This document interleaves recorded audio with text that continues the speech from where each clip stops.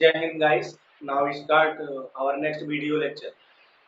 इससे पहले के वीडियो लेक्चर्स में हम लोगों ने order of the group and order of an element of group की बात की थी और ये सीखा था कि हम लोग कैसे निकालते हैं। और इससे पहले के वीडियो लेक्चर्स में हम लोगों ने कहा था कि नेक्स्ट वीडियो लेक्चर्स में थोड़ा उसके डिटेल्स में बारे में हम लोग बात करेंगे, group of the order and element. तो सबसे पहले थोड़ा हम उसके डिटेल्स में चलते हैं, order of group and element, ताकि कोई प्रॉब्लम न रह जाए। क्योंकि जो इतने नेशनल लेवल के क्वेश्चंस हैं हमारे कॉम्पिटिशन्स के और एकेडमिक में भी, जो इंडियन नेशनल लेवल यूनिवर्सिटी में जो एकेडमिक के जो क्वेश्चंस बनाए जाते हैं, बहुत सारे रिजल्ट और थ्योरम्स जो है order of an element of the group में पूछा जाता है। तो उसको क्लियर करते हैं। Now let us start here. तो what is the order of an element? Group की तो बात क्लियर हो गई थी। तो ग्रुप में जो नंबर ऑफ द एलिमेंट्स है, the number of elements in any group is known as order of that group. अब order of an element of group की बात कर रहे हैं। अब थोड़ा हम उसको क्लियर करें। Order of element of group, इसका थोड़ा हम लोग क्लियर कर दें। इस क्लियरिटी के लिए हम लोग दो ग्रुप ले रहे हैं। एक मैं यहाँ जी ले रहा हूँ, जी में मैं ले रहा हूँ fourth roots of the unity 1 -1 iota minus iota, सबको पता है। और एक हम यहाँ जेड 6 ले रहे हैं under addition modulo 6 0 1 2 3 4 and 5। Meaning है, हम लोगों ने किया भी है कि this is a group under addition modulo 6 and this is a group under multiplication. अब हम यहाँ निकालेंगे कि जो एलिमेंट्स हैं जी और जेड में, जेड 6 में, उन एलिमेंटों के आर्डर क्या है। तो थोड़ा उसके डिफिनीशंस पे आते हैं। उस कंसेप्ट क्या है order of an elements.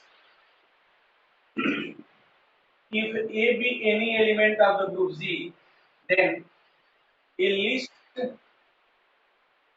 positive integer n such that a raised to the power n is equal to e, then n is said to be the order of. This is the concept of the order of an element. Meaning है कि a पे मैं power क्या लिखूं कि उसकी value e हो जाए, मतलब आइडेंटिटी हो जाए। अच्छा, पावर हम तब यूज करते हैं when group is under multiplication. लेकिन अगर अंडर एडिशन है तो हम लोग क्या करते हैं कि ए को कितने टाइम्स हम ऐड करें, लिस्ट टाइम तक, लिस्ट पॉजिटिव नंबर टाइम्स तक, कि रिजल्ट हमारा आइडेंटिटी आ जाए। इसीलिए हमने यहाँ दो ग्रुप लिया है, ताकि जो ऑपरेशंस का जो कंफ्यूजन है बिगिनर स्टूडेंट्स को रहता है वो दूर हो जाए। एक ग्रुप अंडर मल्टीप्लिकेशन है और दिस ग्रुप अंडर एडिशन है। तो नाउ क्लियर दिस हियर। हमने ये भी कहा था कि एक रिजल्ट हमेशा याद रखें कि जो आइडेंटिटी का जो आर्डर होता है हमेशा 1 होता है। मतलब आर्डर ऑफ इस ग्रुप में अगर देखें तो 1 इज द आइडेंटिटी। तो 1 का जो आर्डर होगा वो 1 होगा। मैं यहाँ एलिमेंट लिखूं, हमने यहाँ जी ले लिया, यहाँ मैंने एलिमेंट लिखा और मैं यहाँ थोड़ा आर्डर ले लूं। एलिमेंट 1 है एंड 1 आइडेंटिटी है, तो डेफिनेटली आर्डर 1 होगा। -1, तो -1 के पावर हम कितना लिखें? पावर में क्यों लिखने जा रहा हूँ? क्योंकि this is group under multiplication. और अभी हमने कहा कि अगर कोई ग्रुप अंडर मल्टीप्लिकेशन है और किसी एलिमेंट का आर्डर निकालना है ऐसे आइडेंटिटी, तो क्या करते हैं उसमें हम इतना पावर मिनिमम लगाते हैं कि उसकी वैल्यू आइडेंटिटी आ जाए। तो सबको पता है -1 के पावर अगर मैं 2 करूं तो वैल्यू 1 आ जाएगी। मीनिंग ये हो गई आर्डर ऑफ -1, कितना पावर लिखा गया है, this is the 2 and this is the 2, तो -1 का आर्डर मेरा 2 होगा। अब इसी तरह आयोटा का आर्डर अगर खोजना है तो मैं अब आयोटा पे कितना मिनिमम पावर लिखूं कि इसकी वैल्यू 1 आ जाए। तो ये सबको पता है कि थोड़ा अगर मैं बात यहाँ लिख दूं, आई के पावर में अगर 4 करूं तो वैल्यू 1 आएगी। आई के पावर में 8 करूं, सॉरी आयोटा के पावर में 8 करूं तो वैल्यू 1 आएगी। आयोटा के पावर में 60 करूं तब भी। आयोटा के पावर में 20 अगर करूं, आयोटा के पावर अगर मैं 24 करूं, मीनिंग क्या हो रही है कि आयोटा के जो पावर है अगर इंटीग्रल मल्टीपल ऑफ 4 हो जाए तो उसकी वैल्यू 1 होगी। तो आयोटा का आर्डर निकालना है तो हमें n एक ऐसा पॉजिटिव इंटीजर खोजना है जिसकी वैल्यू 1 हो जाए। लेकिन अब उस पॉजिटिव इंटीजर्स में कंसेप्ट एक और क्या छुपा हुआ है, list. This is the important word, ये लिस्ट पॉजिटिव इंटीजर होना चाहिए। तो आयोटा के 4 के जितने भी इंटीग्रल मल्टीपल होंगे, तो there are infinite number of the integral multiple of 4। अगर हम करते हैं तो उसकी वैल्यू 1 आएगी। लेकिन अब इसमें मुझे लिस्ट खोजना है बाय डेफिनेशन।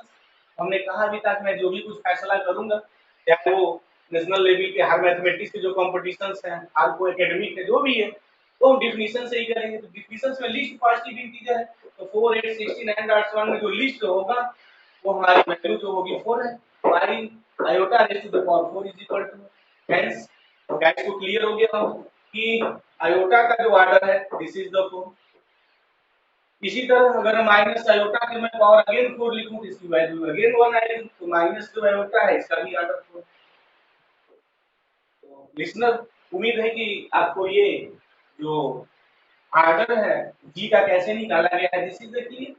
अब हम Z6 पे चलते हैं। अब यहाँ अंडर एडिशन है, तो हम क्या करेंगे, यहाँ आइडेंटिटी हमारा 0 है, तो अभी हमने कहा कि जो आइडेंटिटी है उसका ऑर्डर हमेशा 1 होता है। तो 0 आइडेंटिटी है, तो 0 का जो ऑर्डर होगा 1 होगा। अब 1 देखते हैं क्या डिफिनीशन है, अंडर एडिशन है, तो 1 को हम मिनिमम एटलीस्ट कितने नंबर ऑफ टाइम्स तक ऐड करें कि 0 आ जाए। अच्छा, अब ये जो चीजें हमारी आएंगी, जो रिजल्ट आएगा वो अंडर मान लो 6 होना चाहिए, मतलब हम 6 से रिड्यूस करने के बाद ही लिखेंगे, मतलब 6 से, सबको पता है, हम लोग डिस्कस भी किए हैं काफी मॉड्यूलों पे, हम लोगों ने काफी क्लास लिया हुआ है, काफी लेक्चर्स हैं मॉड्यूलों पे। तो जिसको कहीं मॉड्यूलों पे कोई क्लियर है वो इसके पहले वीडियो लेक्चर्स को देख ले, तो सारे कांसेप्ट क्लियर हो जाएंगे। मीनिंग हमारी ये है कि अगर कोई नंबर 6 से ग्रेटर आता है तो 6 से डिवाइड करते हैं, जो रिमाइंडर आता है वही लेते हैं, वही हमारा जो है मॉड्यूलो जो 6 है, कोई भी मॉड्यूलो का जो हमारा पॉजिटिव इंटीजर्स का जो कांसेप्ट है वही है। अब यहाँ है कि अब मुझे ऑर्डर की बात करनी है कि 1 का ऑर्डर क्या होगा, अंडर एडिशन की बात है चल रही है। तो मीनिंग ये होगी कि 1 को हम मिनिमम कितने numbers of the time add करें कि रिजल्ट हमारा आइडेंटिटी आ जाए, मतलब 0। क्या कांसेप्ट हुआ, 1 प्लस 1 प्लस 1, ऐसे कितने नंबर्स ऑफ द टाइम्स मैं इसको ऐड कर दूं कि रिजल्ट 0 आए।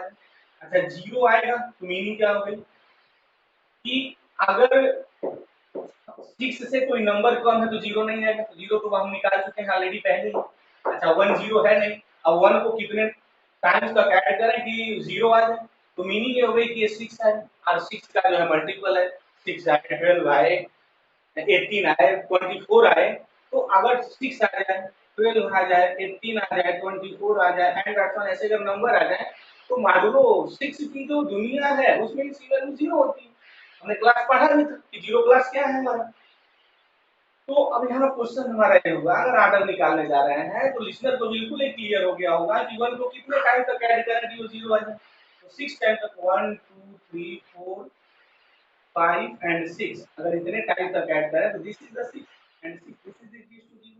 इसकी मीनिंग क्या हो गई, इसकी मीनिंग ये हो गई हमारी कि 1 जो एलिमेंट है उसका जो ऑर्डर है दिस इज एलिमेंट 1, और 1 का ऑर्डर है 6। अगर मैं यहाँ यूज कर लूं इस जगह, राइट, एस। अब 2 का देखते हैं, तो 2 का ऑर्डर क्या होगा, बात वही होगी, 2 को मिनिमम कितने टाइम्स तक ऐड करें कि वो रिड्यूस होके 0 आ जाए। तो सबको पता है अगर 3 टाइम्स तक मैं 2 को ऐड कर दूं तो ये 6 आ जाएगा, ये वैल्यू 6 आएगी, और अंडर मॉड्यूलो 6 इसकी वैल्यू 0 होती है। तो मीनिंग ये होगी कि 2 का ऑर्डर जो होगा हमारा 3 हो जाएगा। इसको मैं ऐसे भी लिखता हूं 3 2 दिस इज द 0। अब 3 का निकालना है, तो 3 को कितने टाइम्स तक ऐड करें कि 0 आ जाए, तो पता है सबको 2 टाइम्स तक ऐड करें 6 हो जाएगा, दैट इज 0। मतलब 3 जो एलिमेंट है उसका ऑर्डर मेरा 2।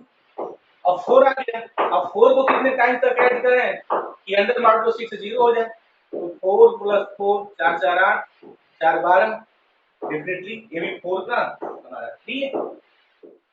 अब बच गया 5।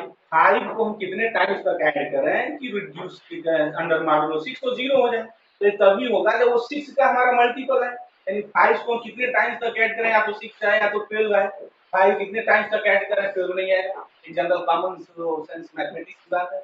5 को अगर कितने टाइम्स तक ऐड करें 12 आ जाए, तो पहले ऐड करके देख लेते हैं, 2 बार ऐड करेंगे 10, 3 बार ऐड करेंगे 15, 4 बार ऐड करेंगे 20, और ये जो फिफ्थ है 15 है 10 है 20 है, ये डिविजिबल नहीं है 6 से। 20 15 हो गया, उसके बाद 20 हो जाएगा और 20 भी डिविजिबल नहीं होगा, फिर 5 एट 25 हो जाएगा, वो भी 6 से डिविजिबल नहीं होगा। लेकिन उसके बाद आएगा 13 S 13 is divisible by 6, meaning 5 कितने टाइम्स तक ऐड करना पड़ेगा, 6 टाइम तक अगर मैं इसको ऐड कर दूं 1 2 3 4 5 एंड 6, दिस इज द 30 और अंडर मार दो 6 की मीनिंग है दैट इज 0, तो मीनिंग हो गई कि 5 का ऑर्डर मेरा जो होगा 6। अब लिसनर को ये बात बिल्कुल क्लियर हो गई होगी कि अगर अंडर मल्टीप्लिकेशन कोई चीज दी हुई है तो उसका हम लोग ऑर्डर कैसे निकालें, जो एलिमेंट्स हैं मेरे। दूसरी बात, अगर अंडर एडिशन कोई ग्रुप दिया हुआ है तो हम एलिमेंट के ऑर्डर कैसे निकालेंगे, इसलिए हमने यहाँ दोनों निकाल दिया हुआ है ताकि कोई प्रॉब्लम ना हो। कैसे निकालते हैं उसको, कैसे हम लोग इजीली फाइंड करते हैं, तो सबसे इजी मेथड यही है, उसको ऐड करें या मल्टीप्लाई करें, how many numbers of the time. But जब मैं यहाँ रिजल्ट प्रूफ करूंगा तो हम ये अंडरस्टूड हो जाते हैं, या मैथमेटिक्स में बात अंडरस्टूड हो जाती है कि हम लोग की पावर लिखते हैं। जैसे अगर ए का कोई एलिमेंट ग्रुप का, ये कोई एलिमेंट है किसी ग्रुप जी का और इसका ऑर्डर n कहा जा रहा है, तो a raise to the power n e लिखेंगे। अब n is equal to e नहीं लिखेंगे क्योंकि लिखने की जो एक परंपरा मैथमेटिक्स में रही है वो ऐसे लिखी जाती है, तो इसमें कोई लिसनर को प्रॉब्लम नहीं होना चाहिए कि n इज इक्वल टू ई क्यों नहीं लेना ऑपरेशन, तो बट हम यहाँ ले लेंगे कि जो अंडरस्टूड हो जाएगा ऑपरेशन इज मल्टीप्लिकेशन। लेकिन अगर कोई ग्रुप डिफाइंड ऑपरेशन तो उसके थ्रू जो मेरा कांसेप्ट होगा हम निकालेंगे और देखेंगे, तो देयर इज नो प्रॉब्लम, कोई प्रॉब्लम नहीं आनी चाहिए क्योंकि जो भी हम रिजल्ट प्रूव करेंगे वो उसका a raise to the power n ऐसे करके लिखा जाता है। तो मुझे उम्मीद है कि देयर इज नो प्रॉब्लम, हम यही लेके चलेंगे। अब इसमें एक बड़ा इंपॉर्टेंट रिजल्ट आता है आर्डर पे ही, वैसे बहुत सारे रिजल्ट्स, लेकिन एक वो रिजल्ट है जिसके सहारे सारे रिजल्टों को हम लोग एनालिसिस करते हैं। वो रिजल्ट क्या है मैं यहाँ बात कर लूँ, उसके पहले एक थोड़ी सी एक और बात है जहाँ जो डिफिनीशन से ही क्लियर होती है। डिफिनीशन से क्लियर होने का मतलब ये है कि जो हमारा order order of an element of A group है उसकी डिफिनीशंस क्या है, थोड़ा उसका मैं यहाँ पोस्टमार्टम कर दूं, देखते हैं क्या क्या चीजें आती हैं।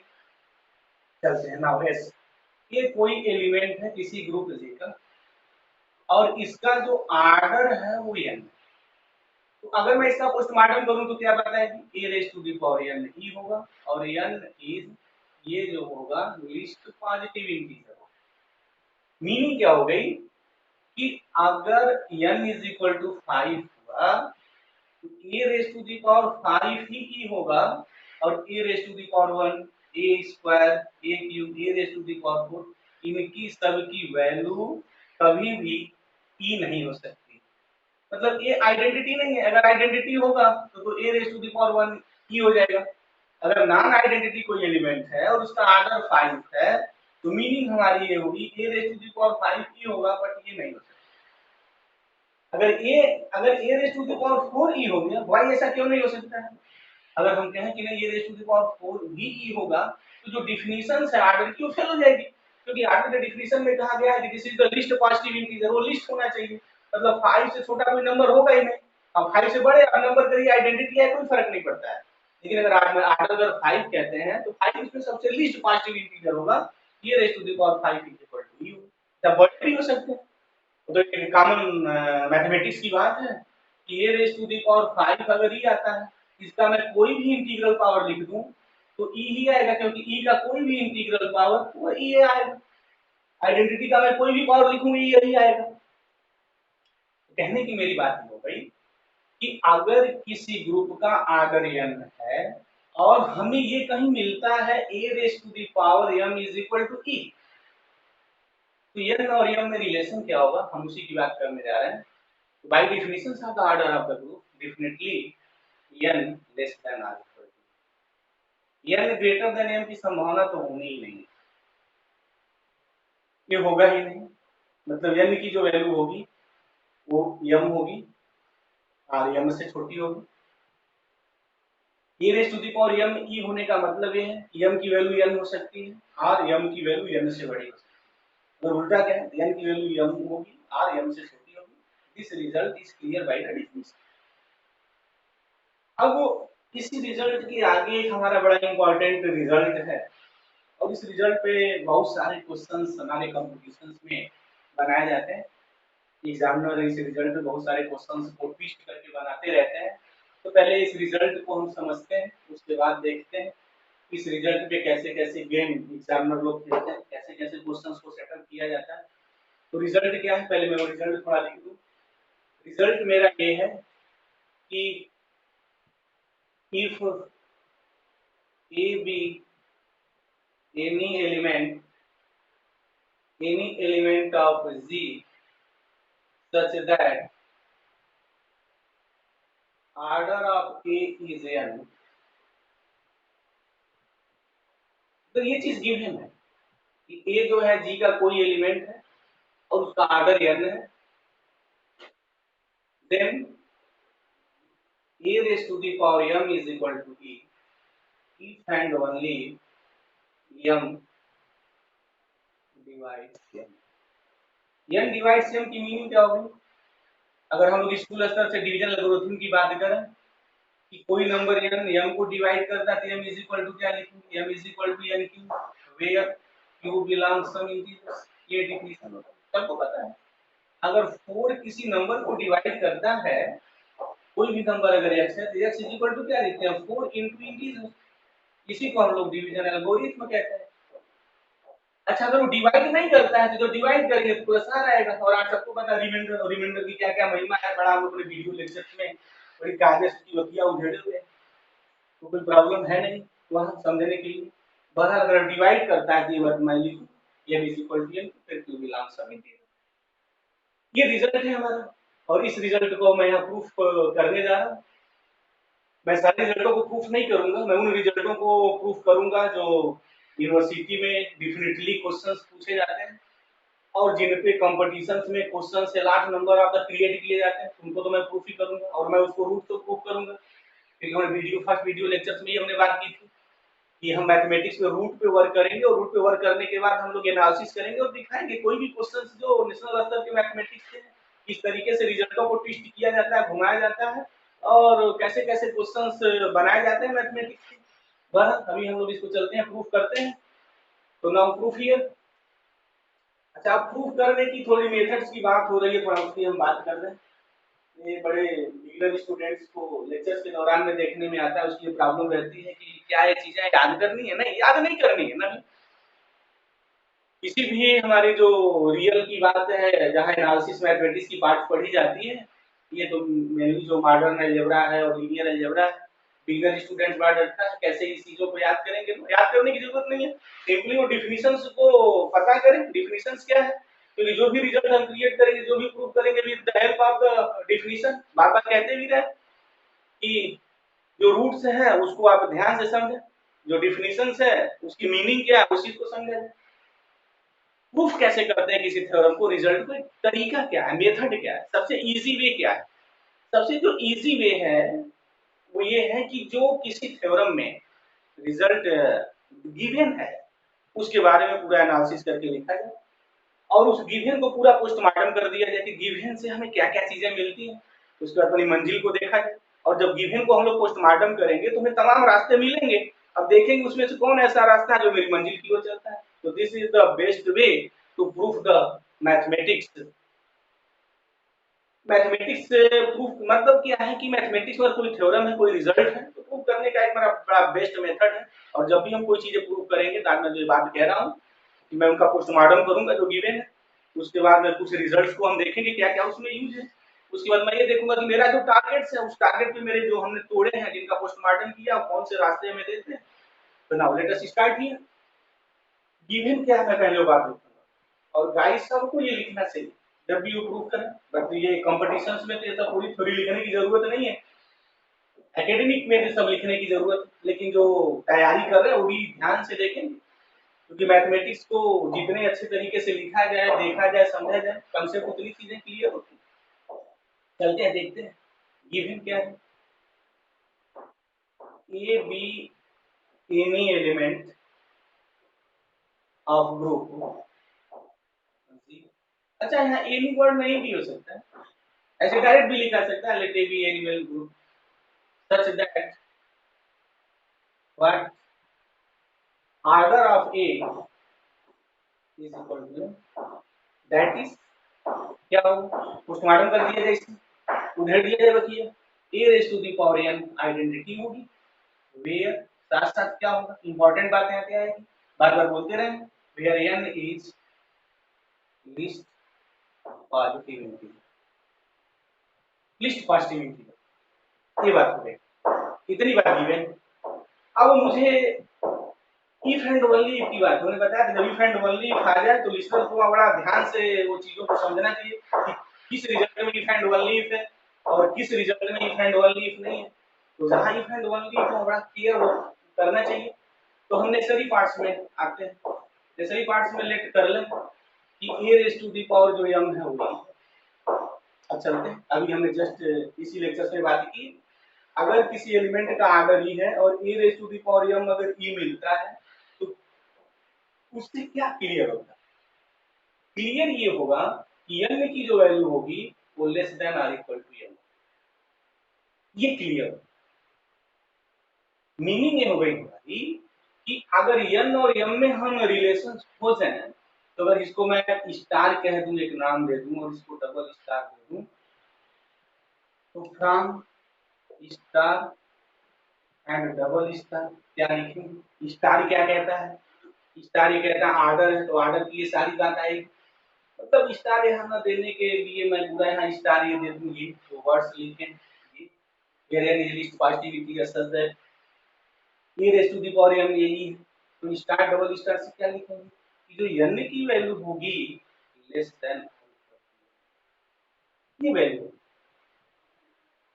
यानी इसको मैं ऐसे भी लिख सकता हूं कि m greater than equal to, ये बात है। अब चलते हैं स्कूल स्तर की जो मैथमेटिक्स, m इंटीजर्स है और n भी इंटीजर्स, राइट, और n उसमें लिस्ट पॉजिटिव इंटीजर, अगर कोई भी दो इंटीजर्स गिवन है और n यहाँ हमारा पॉजिटिव इंटीजर्स है तो डिवीजन एल्गोरिथम में ये कहता है कि n इज इक्वल टू, मैं sorry m is equal to मैं लिख सकता हूँ n q plus r, this is the division algorithm. Meaning क्या है हमारी कि n अगर कोई पॉजिटिव इंटीजर है और m कोई इंटीजर है जहाँ n लेस देन m है, r इक्वल टू m है, तो क्या अगर इज इक्वल टू m है तो n m को डिवाइड कर देगा, लेकिन अगर n लेस देन m है तो बाय डिवीजन एल्गोरिथम मैं क्या लिखूंगा, एक मैथमेटिक्स की कॉमन सेंस है, बाय डिवीजन जो एल्गोरिथम है उससे मैं क्या लिखूंगा, by division algorithm what m is equal to n q plus r, q जहां क्या होगा q belongs to z, r क्या होगा r रिमाइंडर है, और रिमाइंडर की महिमा क्या है, निकाली बकिया उधेड़ी है इससे पहले के लेक्चर में, रिमाइंडर जो होगा वो ये होता है डिवाइजर से हालत में छोटा होगा, r जीरो हो सकता है ग्रेटर देन जीरो होगा, ये इसकी रिमाइंडर्स की मेरी कंडीशन। अब चलते हैं, सिंस गिवन है हमारा a raise to the power m identity है, this this is the given. अब मैं जितनी मुझे चीजें मिली हैं अभी इन्हीं के सहारे हम आगे बढ़ रहे हैं, a raise to the power m ही है, दिस इंप्लाइज, अच्छा m क्या मिला है, m is equal to n q plus r, तो मैं लिख सकता हूं n q plus r is equal to this implies, अब इसको मैं तोड़ के कैसे लिख सकता हूँ a raise to the power n q into a raise to the power r is equal to e, this implies a raise to the power n q को मैं लिख सकता हूँ a raise to the power n power q into a raise to the power r is equal to, अब इसकी value identity है by this result a raised to the power n is equal to e, why n is the order of element, so e this implies e raised to the power q into a raised to the power r is equal to e। अब मैं थोड़ा सा लिखूंगा, यहाँ use करने वाला हूँ, अब मैंने बताया e raised to the power कुछ भी लिखा जाए आइडेंटिटी के तो आइडेंटिटी ही आती है, identity into a raised to the power is equal to identity, identity में किसी से मल्टीप्लाई करें तो आइडेंटिटी की महिमा यही है कि रिजल्ट वही रहता है, e हो गया। अच्छा आगे अब a raise to the power r e हो गया, अब फिर आते हैं चलते हैं जो डिफिनेशंस मेरी ऑर्डर की, अब r और n में रिलेशन क्या हो, या तो rn होगा नहीं तो rn से लेस होगा, मीनिंग हमारी क्या होगी, क्या कंडीशन होगी, यहाँ पे आते हैं चलते हैं देखते हैं, लिस्ट पर ध्यान देंगे। अब मेरा जो क्लाइमेक्स का जो अंतिम पार्ट है सीन है वो चल रही है, a raise to the power e हो गया,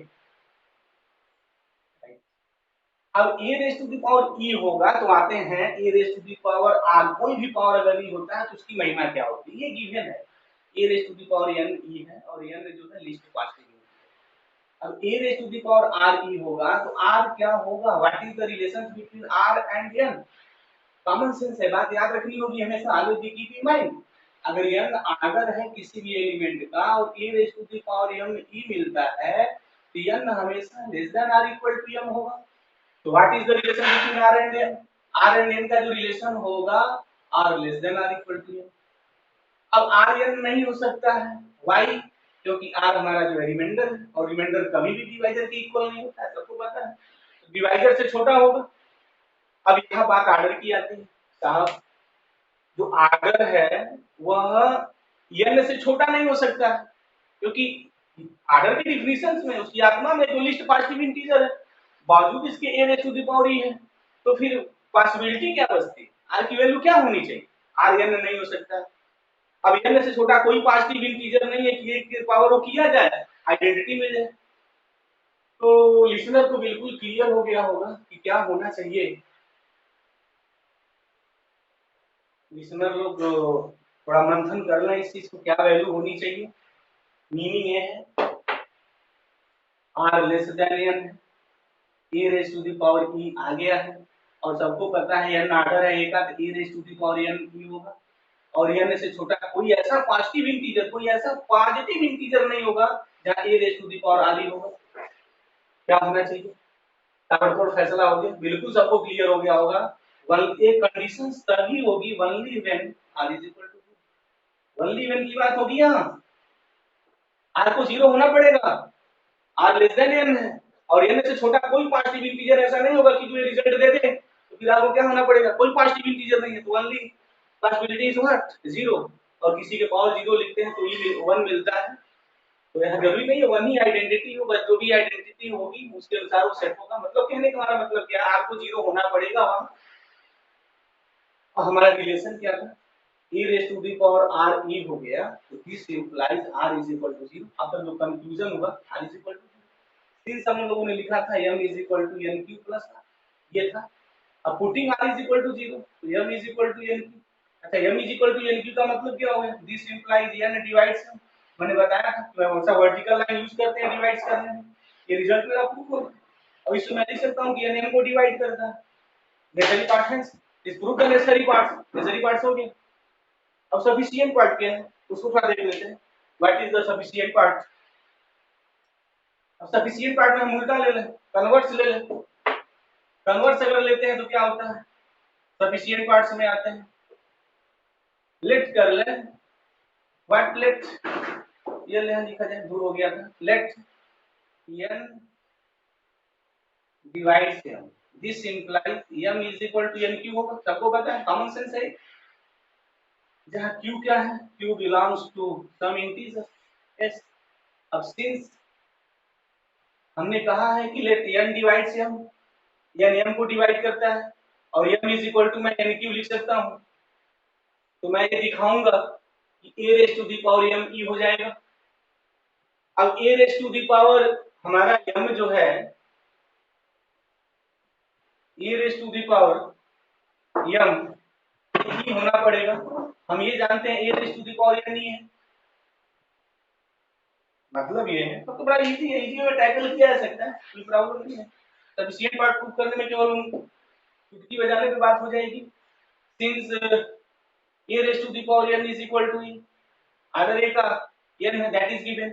अब a raise to the power a अगर मुझे m लाना है तो क्या करना पड़ेगा, a raise to the power n total power q कर दिया जाए, e raise to the power q, this implies a raise to the power n q is equal to e के कोई भी पावर करते हैं तो e ही रहता है, what is the n q is equal to m, a raise to the power m is equal to e, hence this is the proof of sufficient parts.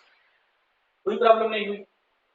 तो इस रिजल्ट से हमने क्या सीखा, what is the importance of this result. इस result की जो सबसे इंपॉर्टेंट बात है कि अगर हमारे पास एक कोई एलिमेंट है किसी ग्रुप C का और इसका ऑर्डर an है, तो a का कोई भी पावर अगर e आप करते हैं तो n और m में जो रिलेशन होगा वो n is equal to m की टाइप का होगा। मीनिंग हो गई कि n को m डिवाइड करता है, ये बात हमारी। और इसका हम बड़ा खूबसूरती से अन्य रिजल्टों में और बड़े सारे क्वेश्चनों में भी हम लोग करते हैं। तो हम इस लेक्चर्स में दो बातों को सीखे। पहली बात, by definition of the order of group की, by definition of the order of group की मीनिंग क्या थी हमारी कि e raise to the power n अगर e है और e raise to the power m अगर e है, तो जो order of definition of elements है उसकी मीनिंग ये हुई कि n लेस देन और इक्वल टू m। और एक बात हमने सीखा है, अगर ऑर्डर n है, अगर ऑर्डर n है तो यह नियम को डिवाइड करेगा। तो ये दो बातों को always keep in mind listener, ये हमेशा ध्यान देना है, ये दिल में चीजें रहनी चाहिए। क्योंकि हम जब कोई चीज यूज करेंगे, कोई चीज प्रूफ करेंगे, बहुत सारे क्वेश्चंस को सॉल्व करेंगे तो इस रिजल्ट का बड़ा यूज करेंगे और देखेंगे कि इस रिजल्ट की खूबसूरती कैसे यूज की जाती है। तो गाइस मुझे उम्मीद है negative lectures on the order of element आपको पूर्णतः क्लियर हो गया होगा। If you have no any doubt, अगर कोई डाउट है तो कमेंट बॉक्स में कमेंट करिए, हम उसका जवाब देंगे। Thank you very much guys.